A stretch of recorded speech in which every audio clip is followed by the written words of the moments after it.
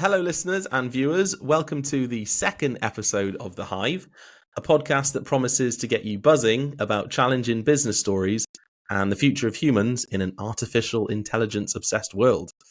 I am your host, PJ Sherman, founder and director of BlackBee, a digital marketing agency that gets your target clients to the table, or at least a Teams call. Joining me today is Nadia Ibrahim-Taney, the founder and principal career coach at Beyond Discovery Coaching. Nadia helps people design happy and fulfilling careers through authentic career coaching. Her expertise includes career exploration guidance, resume writing, interview prep, and LinkedIn profile optimization. Something close to my heart there. Her pronouns are she, her, hers, and as a member of the LGBTQ+ community, she focuses on how diverse identities impact and influence folks holistically and professionally. Outside of her business, she is an assistant professor of career education, teaching, and coaching students majoring in STEM fields. She identifies as a neurodivergent LGBTQ+ first-generation American woman, which influences her research and interest in how personal and professional identity intertwine in the workplace. Welcome, Nadia. Thanks for coming on. Yeah, thank you so much for having me. Appreciate you. No problem. And you are now my first American guest speaker on the podcast. We've hit a milestone already. We are global. Yeah, hey, episode 2 and you're already hitting milestones. That's indicative of success to come. Absolutely. Well, what I want to start with is how you got into education in the first place, because I always find it fascinating how some people can, maybe go into education because they feel that's a stepping stone to, a business career. But you sort of stayed within academia. Tell me about that. Yeah, for sure. I think for me, it was a very intentional choice. For a lot of educators, whether, it's like, primary school or university level, they usually get into it because their parents are into it. Yep. So they come from a family of educators and you've seen that career up close. And there's a lot of, kind of work-life balance benefits to working in academia, like having school holidays off, the summer, et cetera. So many people get into academia because they've seen it up close. My situation was quite the opposite in that I went to university having no idea how to go to university, how to be successful, what it even meant to have a university degree. How do I even have a career? And not having that example up close in front of me within my family. And so I went to university. My undergrad is in administration of justice, which in the US is law. Yep. I kind of knew decently early on, like second, third year, I was like, oh my gosh, I do not want to do this for the rest of my life. So I just started taking classes in other areas like sociology and psychology, and anthropology in particular. And then I did a study abroad, to Greece for a summer. And I had a really great mentor, academic advisor in my honors program. And I was like, how do I do what you do? Do you have a degree in this? Is this a choice for you? Could you not get a real job and now you just work here at the university? What is your job? Yeah, so it's just having conversations with people in the industry of academia and saying how did you do this? How could I do this as a potential career? And then figuring out, is that even what I want to do? So I was quite intentional with educating myself on career paths within education, doing informational interviewing, networking with people. And then I did a master's degree in higher ed administration, which got me working at a university. Excellent. Okay. So it was, like you said, not the family connections you had, because I'm assuming then from that, did your parents not go to university at all? Yeah, I think so my parents had some level of education and had some coursework, and I think they understood the value of going to university, and particularly when I graduated high school, it was 2002. everybody was going to college. Like there was no kind of, kind of opportunity for the trades or the skilled Yeah. labor or military even. Everybody was university, university, university. What was it then about what the professor in Greece did that made you decide to go that direction rather than, say, another direction? I mean, as a child, we always have this idea of what we want to be when we grow up. How did that differ as well to what you do now? Yeah, for sure. I was just having this conversation with a client recently. I'm 39 years old and I've been in this particular university job, about 6 years. And it probably wasn't until like 2019, 2020 that I really felt like this is it. Like I have finally figured out that this is really what I want to do. This is Yeah. what I am going to do. This is what I should be doing. This is how I can be in best service to others, to myself. And everything up until that point, I don't want to say it's sheer dumb luck and blind faith, but there is an element of both of those things in career pathing. And you can only make decisions based on the information in front of you at the time and the feelings within yourself about that information. So Yeah. for me, talking with faculty, talking with academic advisors and other, staff advisors that I had at my own university to say like, well, what do you do? How do you do it? What do you like about it? What do you not like about it? And just doing a lot of intentional informational interviewing to understand if this is even a career that I want to do. Is all that you can do, right? Is just to Yeah. try to triangulate and market research as much as you can about a particular industry, a particular job. Do experiences that are real life for you. In the university world, we call that an internship, right? Where it's these short micro experiences that get us exposure into the field, the industry, the position. But we can even do that as grownups. We can do volunteer roles or part-time, kind of work opportunities or freelancing, or like what I have, a side hustle in addition to my full-time job. Try things. Of course, you've done your research, so you have a pretty good idea, you think anyways, if you're going to enjoy it or not. But then you got to go out and just do it and then reflect on it and figure out, did that work for you? Is that something you actually want to do going forward? And then you can make a decision on how you want to shift things as you move forward in your career. So to say like at 22, I knew that I wanted to stay in academia and I knew I wanted to do these things. No.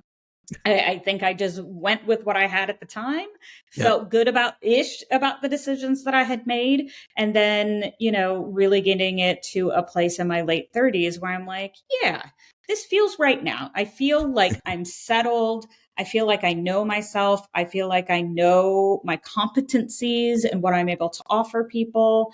And I just feel very, not like at ease, because it's like, you don't want to be too comfortable because that breeds complacence, but I feel settled in who I am and what I can do. Okay, yeah, that makes sense.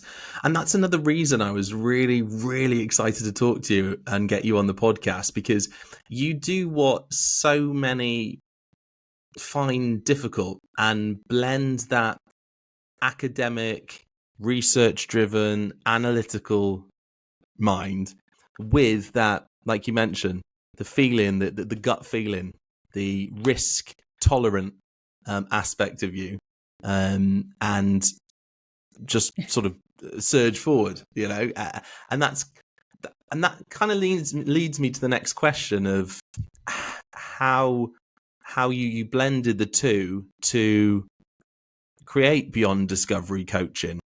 Yeah, I think for me personally, it was looking kind of holistically at my career and saying what's missing, or like I said, what needs to shift in order for me to move forward and find a heightened level of fulfillment and engagement in my career. I still love what I do in my full-time job. I love being around young people and working at university.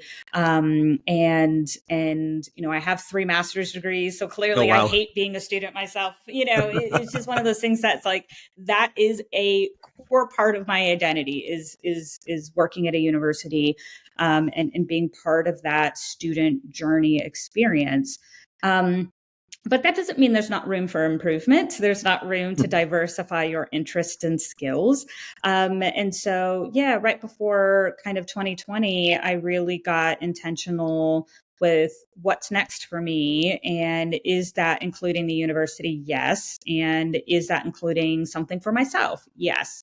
And so when I really kind of thought about what are the things that I wanted to do in a business. And you and I have talked before of like, I'm not a serial entrepreneur. So if this busts and Beyond Discovery folds tomorrow, I probably won't start another business because the only reason I started a business was the avenue for me to be able to express myself in different spaces with different people outside of my full-time job. And I do work with, other education folks, other people that are looking to start side hustles and side gigs that are like, I need to have my full-time job still to pay my bills and healthcare and very simple things, but very important things. And how can I create something that is me, that resonates with me and fulfills me in a different way? So I think for me, I love meeting people. I love coaching. I love, hearing people's story.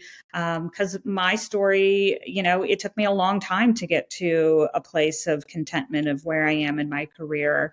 And being able to walk that experience with other people in different phasing of their lives, not just university students, but people like me in my 30s or even potentially, 40s and 50s and beyond, and thinking about how to find and create fulfilling work.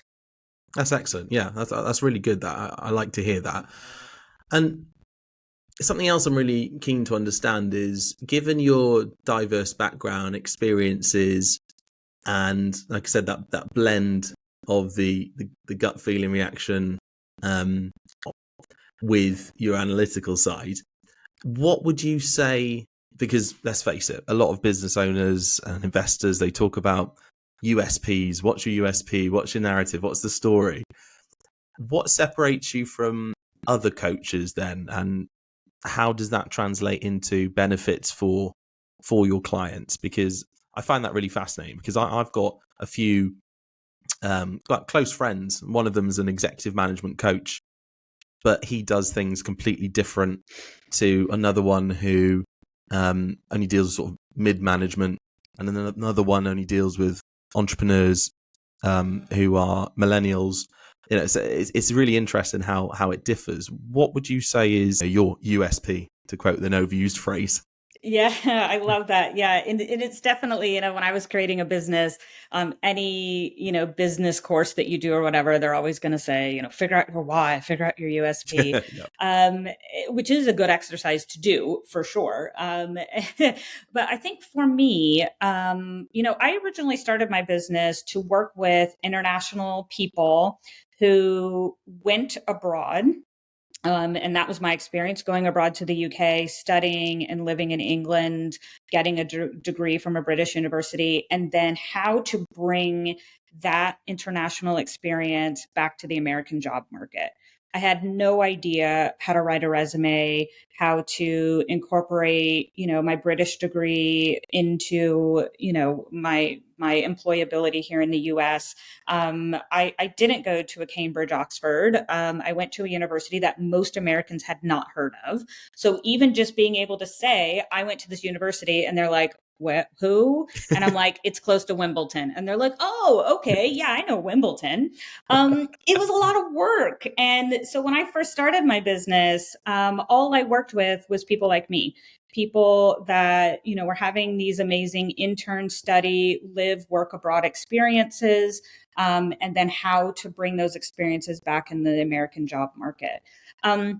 like all business, I think you get good at what you do, and then other people start inviting you in to other spaces. And Yeah. so I had people that I had been working with, and they said, "Hey, I know you predominantly work with international experience based folks, but I have a friend who needs help in this space or this space. And would you be willing to at least have a conversation with them?"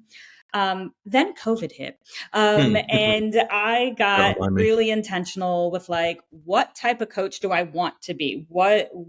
Like to your point, USPs, why would someone work with me? And the same time, like I said, going through my own identity experience and work of like how I want to show up in the industries, thinking about holistic health, that we spend 40 plus hours a week working. Doesn't it make sense that it should be a positive and healthy experience from your physical, mental, emotional, and spiritual health as it relates to work? So I did a very intense short course in holistic coaching. I became an international coach federation certified coach. And it's just been a really fantastic experience having a specialization, but also having enough flexibility to say yes to other people who fall outside of your ideal customer, right? Yeah. And just like you said, the coaching industry is so diverse and very, in some regards, unregulated, and it's so network driven, word of mouth. I have a collection, a community of coaches myself that Mm. when I meet with a potential client and I find, like I was just working with a client yesterday who really wants to find someone who has a high degree of expertise in the Dallas, Texas area. I don't live in Dallas, Texas. I've never even been to the state of Texas. And I said, you know what? I may not be the right career coach for you, but let me check my network and see how I can best refer you to additional support. Yeah. So I think, as it's related to me, my USPs have really focused on my own lived experience of being an academic, having an international experience, holistic health. These are the things that I've had lived and learned experiences within. I put myself out there on social media Yeah. and, LinkedIn, and people recognize that and they see that, they relate to that, it resonates with them, and then they come. Yeah, I like that. And it also links to what we were speaking about before we actually hit record on the podcast, where you're very value driven focus first, which is similar to what I do, which is like I mentioned that phrase, give away 99% of what you know and monetize the remaining 1%, and you'll be all right. So, and I see that a lot with other entrepreneurs, solopreneurs, where they are giving away a lot of free content. And even SaaS software now, actually, they'll give you a free trial. So it's kind of like a try before you buy sort of deal. So I like that aspect. Yeah. So your focus really is on value. Now, my next question is only a small one, but as a British person, I do like to champion Britain across the world. So where you did study here, what do you think the aspect of sort of dealing with the British or the British educational academics environment gave you an advantage, say, over some of your peers maybe who haven't studied here? What did you bring back? Yeah, for sure. I think it's interesting that we talk a lot about kind of the legacy of the special relationship between the US and the UK. Yeah. And for me, I had done some international experience studying in non-English speaking countries. And then when it came to doing a full degree, so I did my postgrad degree in an MA in education leadership and management. I knew that I wanted it to be in the UK. I'm Yeah. from Boston, Massachusetts, so I knew I wanted to be in a major city.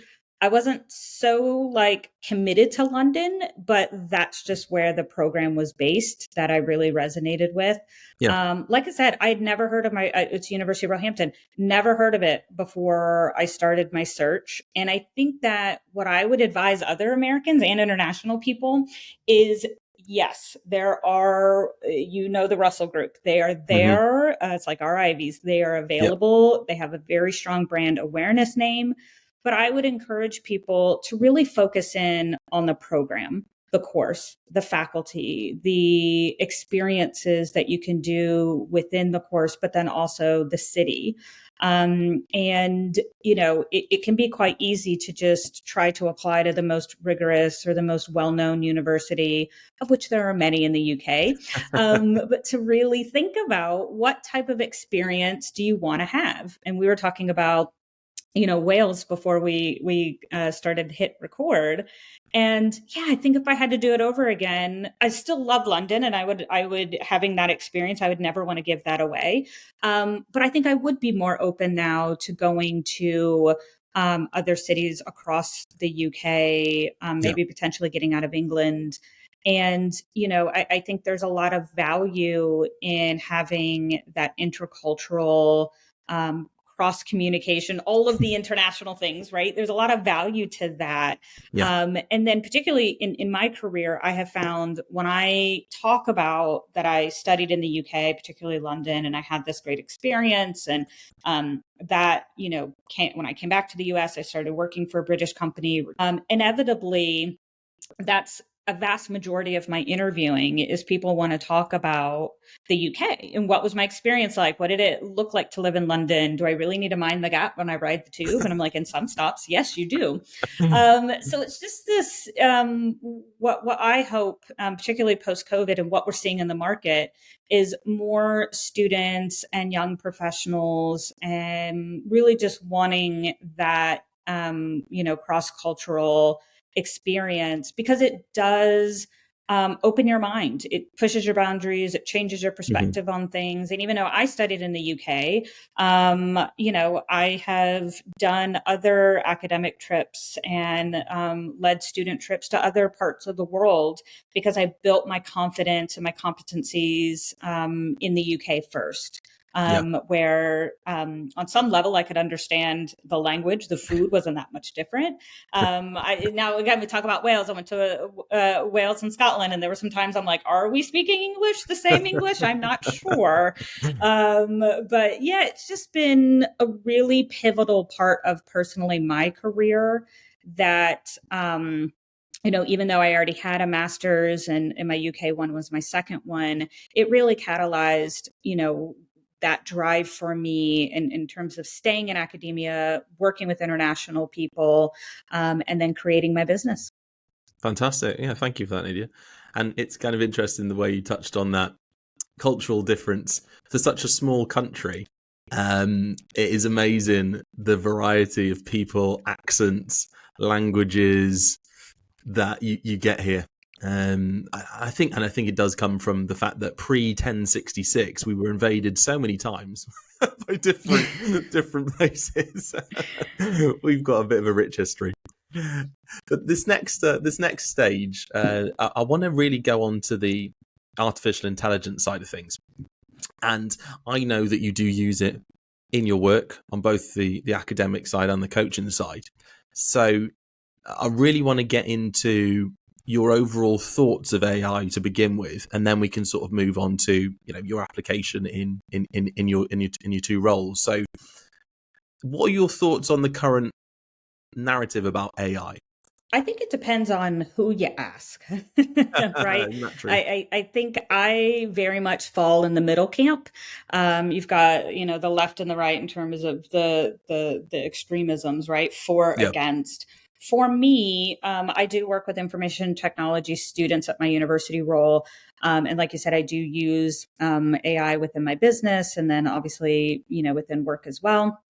And I think it is coming in at a very interesting time where now more than ever, we are looking for the humanization of work Hmm. because we've determined that we can work pretty much in siloed at home alone during a pandemic, that the world did not stop rotating.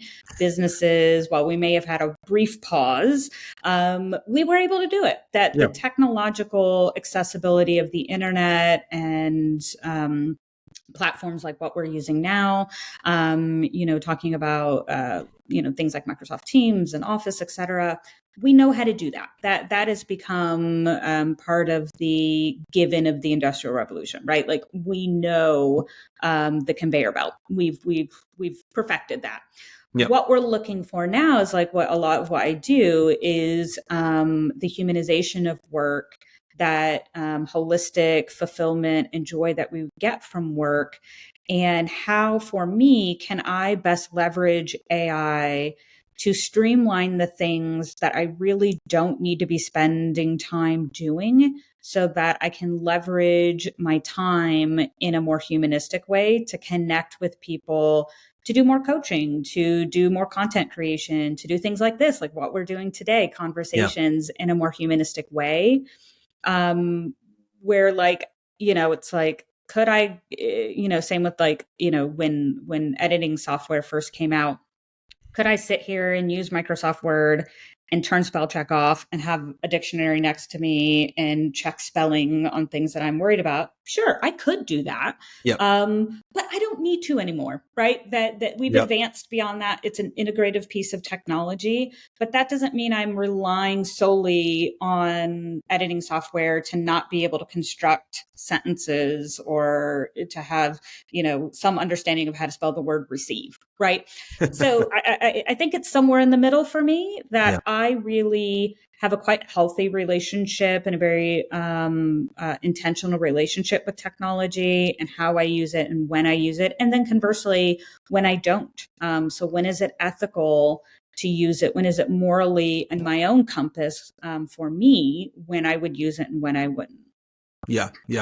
I totally agree with that. I kind of sit in the middle as well, and people who know me know that I'm all about balance. It probably is my middle name if I could change it. And we were talking as well before, again, we hit record, that the hybridization of this technology, and you're right. I referenced the Rebecca riots 200 years ago, where they smashed up agricultural machinery because they thought it was going to replace farmers. Yet here we are, still using farmers, and still an integral part of how we live. But I totally agree with you. I use it to make things more efficient. It hasn't taken away the human side, because you and I are still sat here, like you mentioned, talking, getting to know each other. And I also do reference things like Microsoft Word. I think that's a great example for people who argue against it's going to replace everything. Well, no, because it's there. I use it for efficiency purposes, not because I don't have the education or the capacity to know how to form a sentence or how to edit it myself. And as a writer, I use AI a lot for, say, ideation, sense checking, being an editor, because I'd rather pay ChatGPT £20 a month, $20 a month than an editor a few hundred for something that I need doing pretty quickly. So, it is that element. Now, okay, if I was going to print a manuscript for a full length novel, then I would still go to a human. But in terms of the turnaround speed and the efficiency, that's why I use AI. How do you use it in your or probably a better question is, what's the difference between how you use it in your academic life and beyond discovery coaching?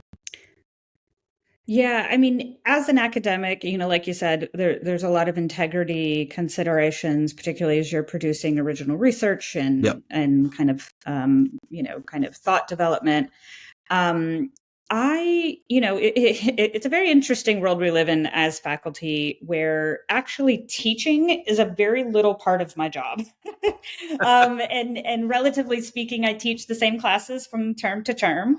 And so how I use things like, I know you're on ChatGPT as well. I like to use AI in my university role to just change it up, get some different perspectives, some freshness to my curriculum, particularly in the assignment modality. Okay. So, when we were in school, it was very test driven. Write an essay, write a paper, submit something, you get grades. Okay, great, whatever. in a lot of more of the modern shift from theory to practice, a lot more educators are moving into project-based work. So we need to teach the theory behind the practice. But then beyond that, how can we engage students in a more practice-based way where, one, they're not only learning the skills, but demonstrating the skills. Two, they're hopefully doing it in a community of people, whether it's in a partnership or a small group team that's going to, again, kind of facilitate the development of those essential skills. And then three, where they're walking away from classes and courses with demonstratable outcomes. So I was in this group project with 3 other people on my team. We used Microsoft Teams. We used, Google to communicate, to data share, whatever. So there's a technical component.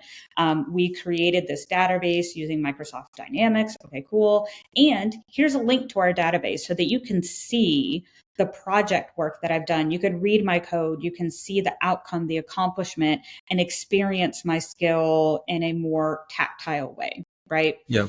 That's very different from our education where it was like, do a test and either you pass or fail, right?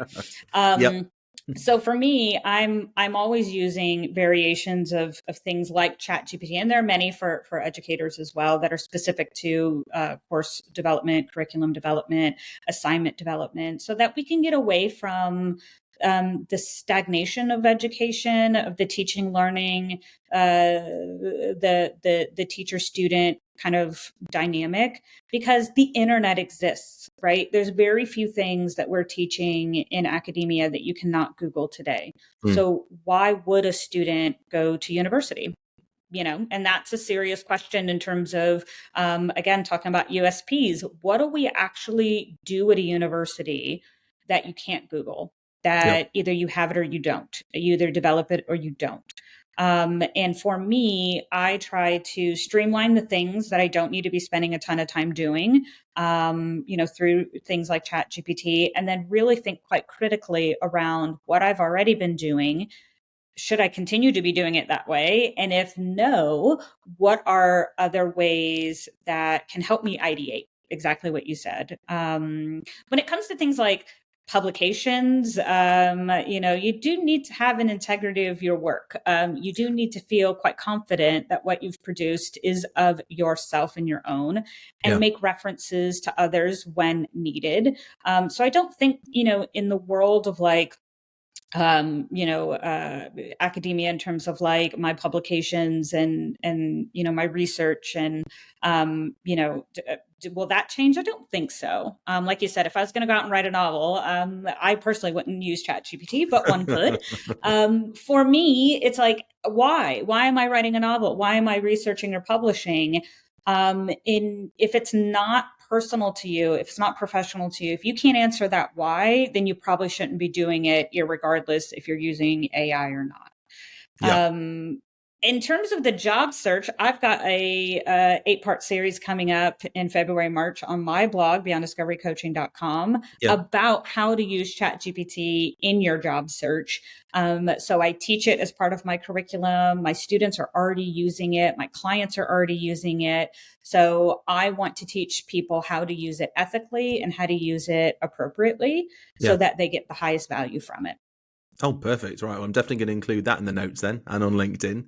So if anybody listening to this is interested, get on over there because that sounds fascinating. And touching on the ethics and the integrity as well, probably won't cover it on this podcast because I've got a guest speaker coming on in a few weeks who that is their subject. But it is definitely of paramount importance in terms, and I know the EU have published some directives recently on ethics with AI, so it should be really interesting to see how other countries like the US and the UK and other countries adapt that as well and follow suit. My last questions now then, Nadia, will be on what would you say then are the biggest downsides to AI at the moment, the biggest positives, and what you think the future holds with it? Ugh, what a great question. I'll start with the downsides first, because those are quite easy for me. You know, I think even in myself, when I am met with a challenge or a question or something that I need to thoughtfully consider, it used to be that I would kind of go inside, right? So I think about it, about my own past, previous lived, learned experience. I would think about, what are situations that I've experienced in my life that maybe I could apply some of those learnings to this challenge or opportunity. And now I find myself kind of being reliant on the external in where, say, for example, I have a blog and I write blog content and, I'll have some topics that come through in my coaching conversations with people.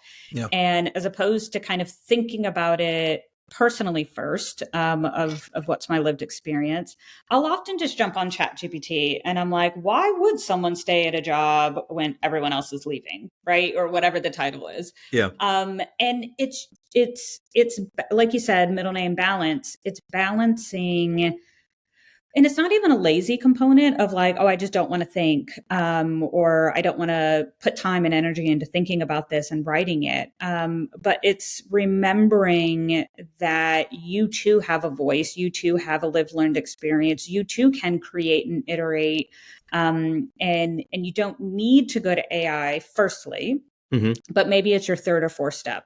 The first step is yourself. The second step is talking with other people. The third step is, reading research or, kind of other, published material or, even just YouTube videos to help develop that foundation for yourself. And then maybe your next step is an AI search or something like that. I think for me, that has been so hard, to just not go straight to ChatGPT, to just not go straight to, because I know it's there. I know that someone's smarter than me and it's on the internet. So it's pulling it from the internet machine. It's already there. The answers are there. Yeah. But if it's already there, then why am I doing it? Right? Why am I writing an article on, workplace loyalty if someone else has already written it? And then I really need to consider, why am I writing the article? In what ways can I have that USP? What is my perspective? How is my opinion personal to me? And how is that shared within my community? So how do I make it relevant to my community? And how do I make it unique? From a student perspective, we're getting into the realm of, and this is probably going to be the first semester, the first term that I have talked about plagiarism and ChatGPT in my classes. I'm a little late, I'll be honest, but it needs to be said. If there are assignments that you don't want students or professionals using ChatGPT for, it needs to be communicated transparently. It needs to be verbalized. It needs to be written, so that there's an understanding of what I'm looking for. I know if I'm doing a reflection assignment with a student that they can totally chat GPT. How is your internship? How is your study experience? Right? Those are very easy things that you can write a lot of fluff language from the internet on. Yep. I don't want to read that. I want to know your experience, and I want, that uniqueness and the richness and the value of your own lived experience. And the reason why we're doing that is so that you can reflect on that experience and carry that forward with you into your next professional role or your next class or course, right? Yep. So you pulling stuff on the internet about your own personal situation is unhelpful. So don't do it. Right. So I just think it's just, again, this balance of, ethical and moral application of when and when not to use it. And then as a teacher, as a professor, as a business owner, having that level of transparency to say, this was written by ChatGPT, or I don't want you to use ChatGPT. I want you to use your own personal experience. That's something that a lot of people are struggling with right now. Yeah, I agree with that. And that's going to be a big driver of value and a good differentiator in the future between people that really are going to excel and those that are going to be sort of reliant on this technology. Because I write on Medium and you see a lot of AI curated content, and it's AI curated, but it doesn't get the same visibility. It doesn't get attracted by the algorithm, or the algorithm isn't attracted by it, which is funny because they're both technology. Because it doesn't resonate with people. People are going, this just sounds hollow. There's no personality there. There's no realness. And I think that's going to be the key point in the future, is getting that balance between using the technology in the right way, but still having that human element, because we still crave it. We're community-driven social beings. That's what we're about. That's it, exactly. And I think you raised a really good point in terms of the hollowness of AI. It's just really getting clarity with yourself about why are you doing what you're doing and why are you choosing to use AI. Like a great example of a positive way to use AI is for us to use it to create questions for this podcast, for us to have a flow of conversation and, to maybe potentially create my bio or your bio or whatever. But it's all in service to a larger why. And the why for us here is this conversation. That is the goal, not using ChatGPT to create a blog or a podcast text transcript that doesn't mean anything to anyone, but to help us, to enable us to get to a place where we can do this, and when you start to see it as part of an integration into your journey and not the journey, that's a good balanced, we'll say, approach to embracing AI and then effectively leveraging it, and really not becoming reliant on it, but still being able to see the value of it and to use it as a tool. Yep, couldn't agree more. Absolutely. Okay, well, there you have it, the second episode of The Hive. I hope you found this episode fascinating and inspiring, especially around the world of academia. If you did, please do subscribe to the podcast on whatever platform you're listening to us on, and hit that subscribe button on YouTube if you're watching. Thanks again for joining me, Nadia. It's been a pleasure having you on the podcast and getting some insight really on the academic world and how you use AI. Really do appreciate you being on. Do you have any final thoughts? Yeah, just like what we've been talking about today of don't be intimidated by the future. I'm not a technical person, but embracing levels of technology to help us do what we do well, even better. That's it. That's the key. As you've said, you can find me at beyonddiscoverycoaching.com. You can find me on LinkedIn. I have a couple of different asynchronous courses for folks that live in different time zones from me, but then I also do one-to-one career coaching, not only just for young professionals and students, but all different levels of careers, all different industries and backgrounds, everything from CV, resume development, all the way up to LinkedIn profile optimization, interviewing, salary negotiations, etc. So if anything of our conversation resonated with you today and you think I might be a good coach for you, or you're looking for some additional blog content, free downloadables, please check me out at beyonddiscoverycoaching.com. Absolutely. There must be somebody who's been listening who resonates with you. Fantastic person. So just go over and get in touch with Nadia. You won't go wrong. Again, thanks for joining us on the podcast. It's been an absolute pleasure having you here. Thanks so much, PJ. I appreciate you. And thank you, all the listeners. And until next time, bye for now.